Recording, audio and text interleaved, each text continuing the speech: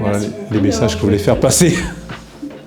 Je suis Jean-Luc Borgolotto, je suis le gérant du cabinet de conseil en système d'information et en conformité, GLB Consulting. Je suis également le président et fondateur du GIE, du collectif d'experts Connexus, et enfin cofondateur également d'une start-up DB Expert qui propulse l'application Notaco, dans laquelle on a embarqué également de l'IA. Alors si j'ai cité ces trois entités juridiques sur lesquelles effectivement j'ai un pilotage, c'est aussi pour une question de territoire. Nous sommes très attachés au territoire et aux collaborateurs avec qui on peut travailler, donc sur notre cher Lot-et-Garonne. Donc Morpheus s'inscrivait totalement dans notre ADN, dans l'accompagnement de nos clients. Donc nous utilisons Morpheus principalement dans nos activités d'audit en système d'information. Donc c'est vrai que la fonctionnalité la plus utilisée, pour pas dire quasiment au quotidien, c'est 1000+, de façon à pouvoir retranscrire nos réunions, qu'elles soient présentielles ou en distanciel, par téléphone éventuellement aussi. Donc c'est un gros avantage dans notre performance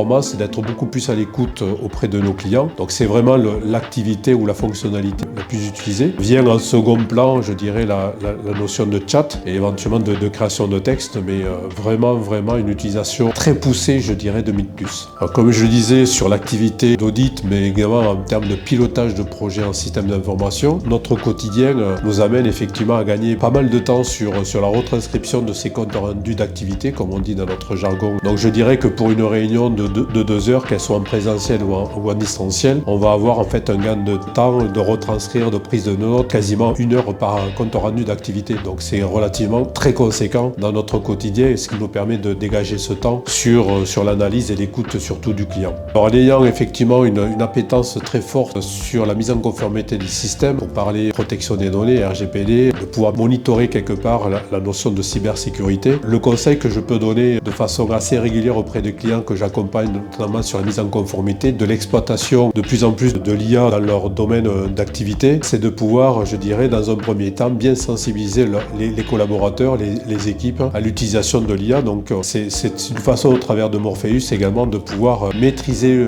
le sujet et ne pas avoir des données qui partent un petit peu sur des serveurs, sur des data centers en dehors du sol français ou de l'Europe en tout cas. Moi, ce que je peux dire de Morpheus, je reviens un petit peu à l'ADN que j'évoquais tout à l'heure concernant effectivement la proximité, la notion de territoire. Pour moi, c'est important. En étant également porteur d'un projet en mode start-up, notamment avec notre application Notaco qui utilise l'IA. Donc je me retrouve un petit peu encore une fois, sur l'ADN de Morpheus, de pouvoir également partager, du fait de la proximité aussi, des projets avec les équipes de Morpheus.